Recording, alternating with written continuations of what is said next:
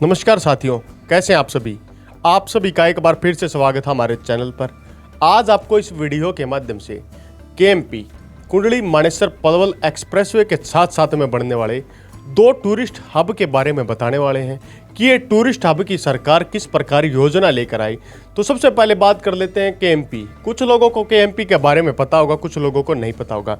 दिल्ली के चारों तरफ कुंडली मानेसर पलवल एक्सप्रेसवे नामक एक एक्सप्रेसवे का निर्माण किया गया था पिछले दिनों।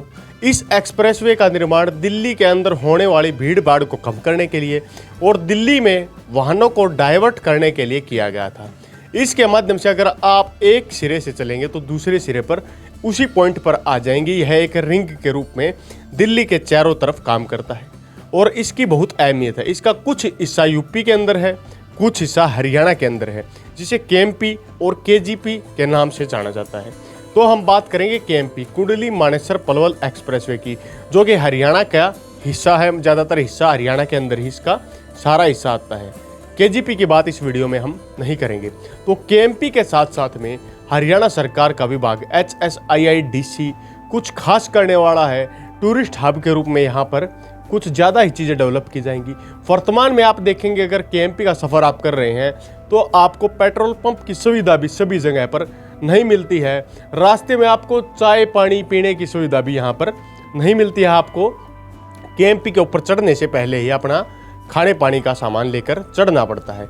लेकिन इन फ्यूचर केएमपी के साथ साथ वाला एरिया काफ़ी हद तक डेवलप हो जाएगा और इस एरिया में ट्रांसपोर्ट हब के साथ साथ टूरिस्ट हब की सुविधा भी दी जाएगी।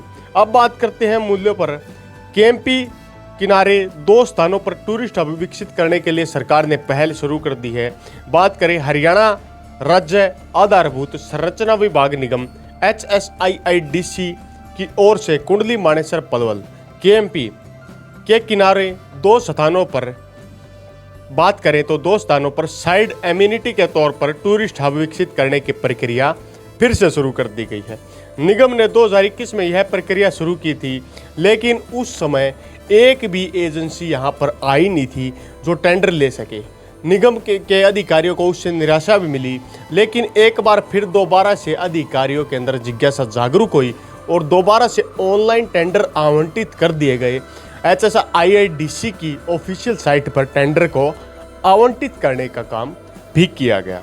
अब बात करें यहाँ पर जो सबसे पहले 2021 के समय में जो टेंडर आवंटित किए थे, जिस समय कोई कंपनी नहीं आई थी, उस समय का जो रेट था उस रेट को आधार मूल्य को भी कम कर दिया गया और दोबारा से टूरिस्ट हब को विकसित करने के लिए जमीन की ई नीलामी प्रक्रिया को शुरू कर दिया गया था विभाग के द्वारा।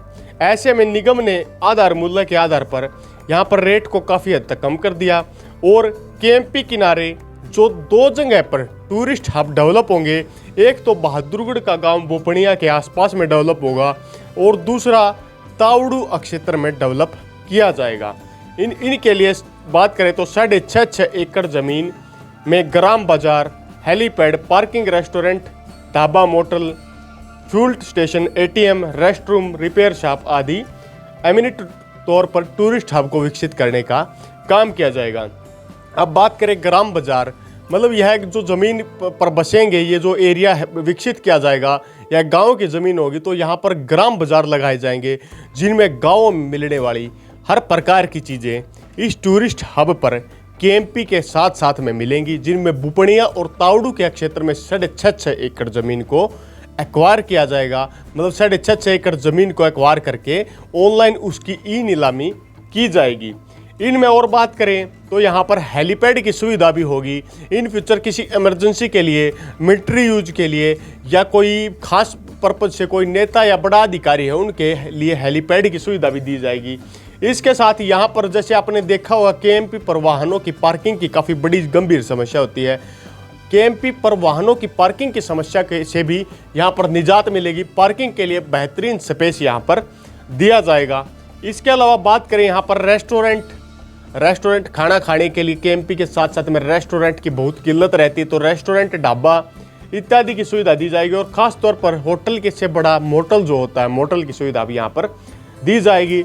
यहाँ पर साथ साथ में फ्यूल स्टेशन की सुविधा दी जाएगी। एटीएम किसी को पैसे निकालने हो तो केएमपी के एरिया में पैसे निकालने के लिए एटीएम की सुविधा भी दी जाएगी। रेस्ट रूम, जो ट्रक चालक या गाड़ी चालक लंबा सफर तय करके आए हैं उन्हें रुकने के लिए रेस्ट रूम इत्यादि की सुविधा भी केएमपी के साथ साथ में दी जाएगी। और खासतौर पर वाहनों में रिपेयरिंग के लिए रिपेयरिंग शॉप की भी सुविधा यहाँ पर दी जाएगी। इस तरह की तमाम सुविधाएं यहाँ पर एमिनिटी टूरिस्ट हब के अंदर विकसित की जाएंगी। बुपणिया के पास केएमपी पर दाईं ओर और तावड़ू के पास केएमपी के क्षेत्र में बाईं ओर इन्हें डेवलप करने का काम किया जाएगा।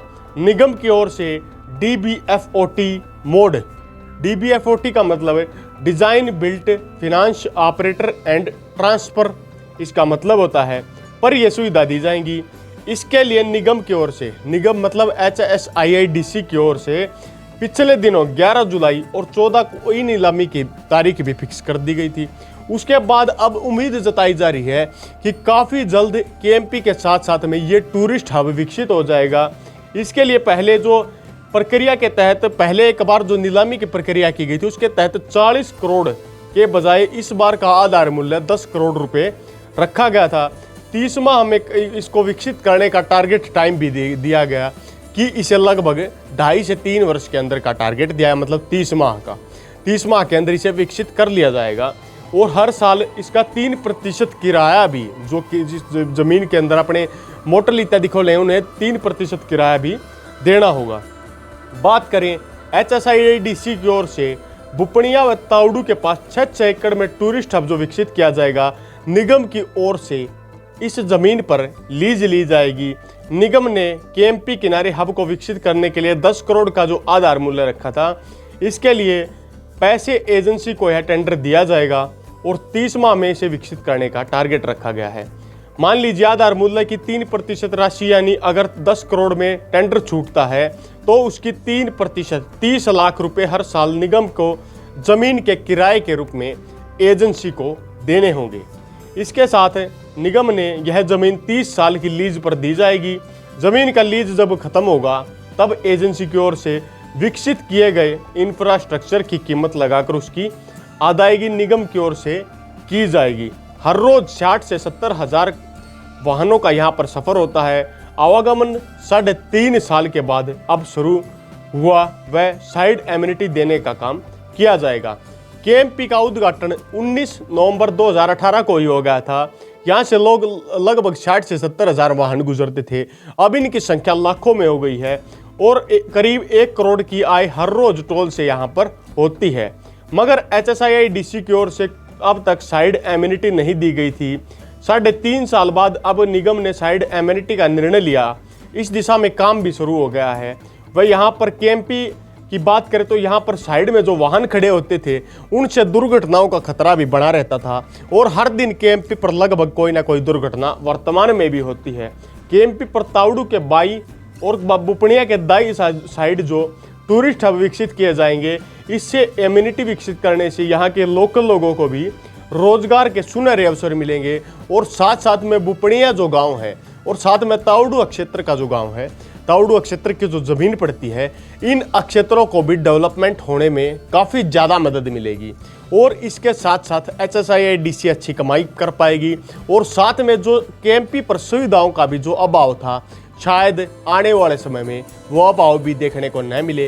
केएमपी पर सभी प्रकार की सुविधाएं उम्मीद जताई जा रही है इन फ्यूचर आप लोगों को देखने को मिलेंगी। जैसे केएमपी पर आप देखेंगे चारों तरफ आपको कृषि और भूमि लगभग लैंड दिखाई देगी। यहाँ पर कुछ होटल ढाबे कोई भी इस प्रकार का ज़्यादा आपको देखने को नहीं मिलेंगे। कुछ दूर की साइड में आपको मिलेंगे तो आपको दूर जाना पड़ता है। पेट्रोल पंप की सुविधा भी नाम मात्र की ही मान लीजिए केएमपी पर। तो इन सभी असुविधाओं को देखते हुए ही HSIIDC की ओर से तावड़ू और बुपणिया के अंदर इन 2 टूरिस्ट हब को विकसित करने का काम किया जाएगा, जिससे उम्मीद जताई जा रही है इन फ्यूचर यहाँ पर काफ़ी ज़्यादा सुविधाएं इन फ्यूचर देखने को मिलेंगी। इस वीडियो के माध्यम से आपने केएमपी क्षेत्र के साथ साथ में बसने वाले टूरिस्ट हब के बारे में बारीकी से जाना और कौन कौन सी सुविधाएं बुपणिया और तावड़ू के क्षेत्र में आने वाली हैं उनको भी बारीकी से जाना। अगर आपको वीडियो अच्छी लगी हो और आप चैनल पर नए हैं तो वीडियो को तो लाइक कीजिए, साथ में चैनल को सब्सक्राइब करने का काम कीजिए। हमारे द्वारा दी जाने वाली हर बारीक से बारीक अपडेट आपको आसानी से मिलती रहे, इसी के साथ अगली वीडियो तक आप लोगों से विदा लेते हैं। तब तक के लिए जय हिंद, जय भारत।